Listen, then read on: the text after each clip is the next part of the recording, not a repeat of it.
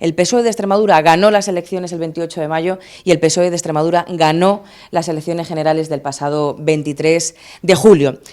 Y además de lo que es una buena noticia, desde luego para el Partido Socialista y también para el Grupo Socialista, tenemos que hacer la siguiente valoración, y es que las extremeñas y los extremeños han castigado claramente al pacto de la vergüenza que se ha producido aquí en Extremadura entre el Partido Popular y Vox.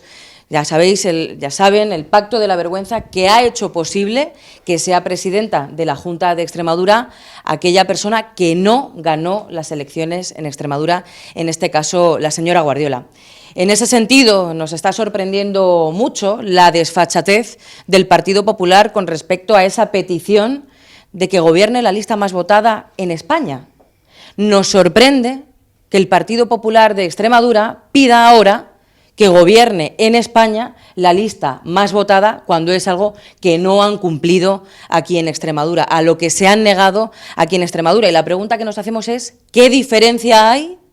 en un caso y en otro? La diferencia es obvia, y el análisis y la lectura y la valoración que hacemos desde el Partido Socialista es que en este tiempo el Partido Popular ha perdido la dignidad, la decencia y la coherencia política que se debe presuponer de un partido serio como podría ser o como se supone que tiene que ser el Partido Popular.